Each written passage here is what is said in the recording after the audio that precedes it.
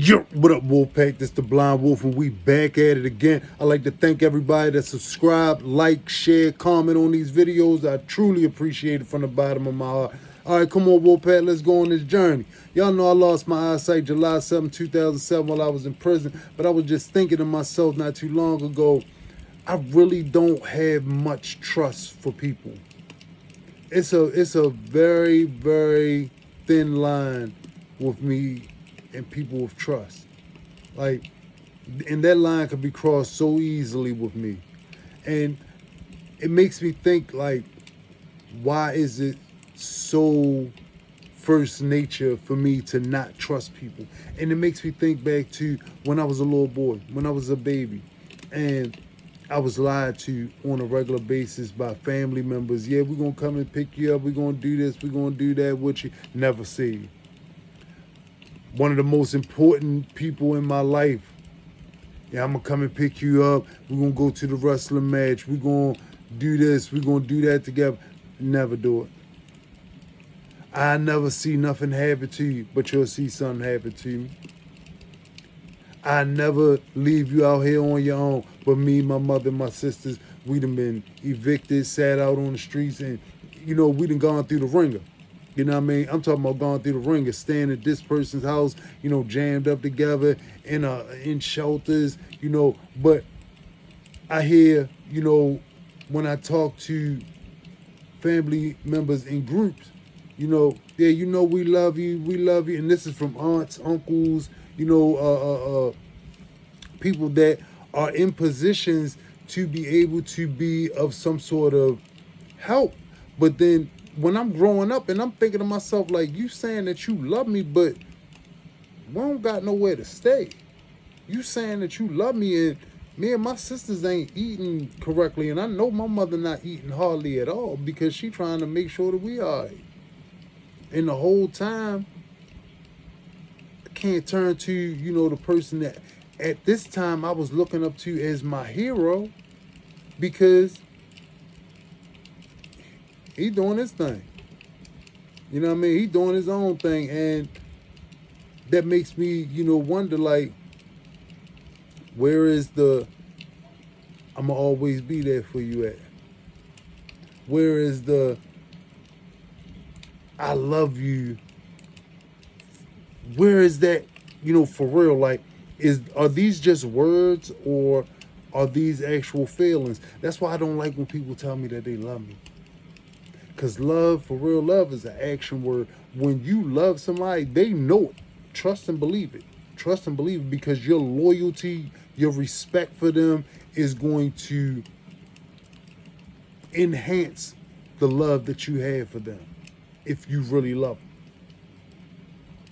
them. Now, I'm not, a philosopher on love. I'm not a philosopher on, how families should be treated towards each other. But all I can say is I kind of understand why I really go off of, what Eddie Murphy said in life.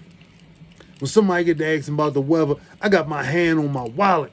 Like, man, what do you want? Like, what is it that you're trying to get from about me? Why are you trying to be so nice to me? I just don't trust it. I never really like when, people come with that fake smiling face. Be original, be yourself. That's why, I don't know if it's like this for just me, or if it's like this for, other people. But when you in prison, you kind of can, you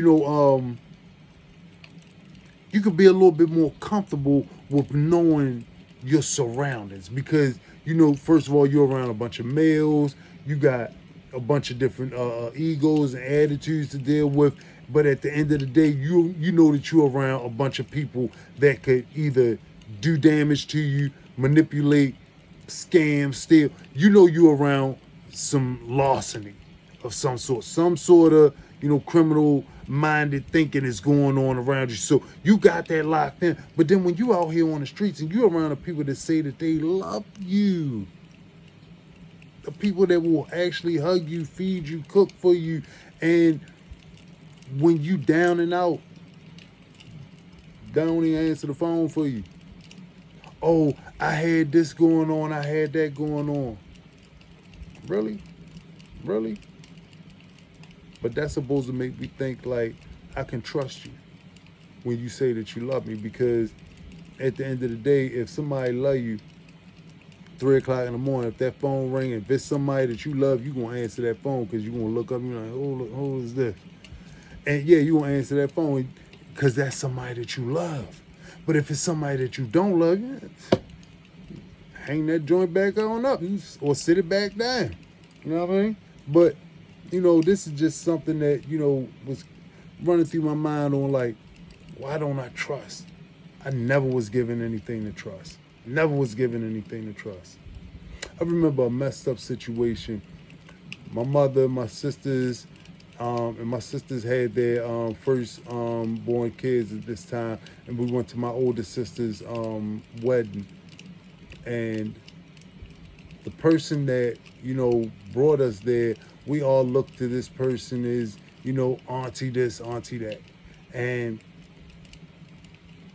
we were told that we were going to be brought there by this person and brought back, and that person left us.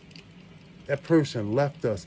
And mind you, at this point in time, I'm probably like maybe 15, 16 years old, and the whole time I'm thinking in my head like, you left us out here with these babies. Once again. But you was out riding. You was out transportation. And because of a mishap, whatever happened, you abandoned me and my sisters and my nieces and my nephew. My niece and my nephew. These are things that I can't, just erase from the bottom of my head. So it just lets me know that over time, when people say, why don't you trust nobody? Why don't you trust? I've never been given a reason to trust nobody. So y'all keep these 5 P's in mind. Proper planning prevents poor performance. Find you something to trust in. Find you somebody that, is going to be that loyal one in your corner.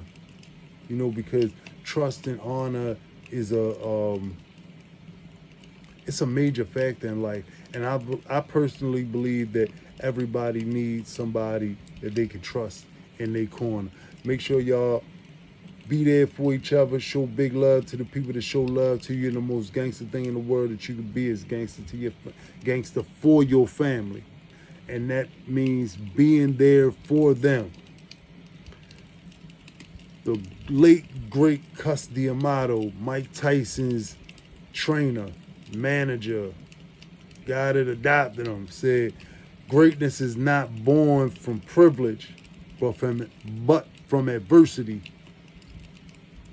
I surely wasn't born in no privilege. Surely wasn't born in no privilege. I was born in a lifestyle that made me feel like I would never really have nobody in my corner. If I didn't get out there and do it, it wasn't going to get done. So be purpose-filled and understand something. Even when you feel like you the only one, that focus, that drive is letting you know that is resilience inside of you, and it's a part of you that you need to really start to focus and learn a little bit more about, become the better you that you can be. This big love coming from the Blind Wolf 410, we in the building. Yo!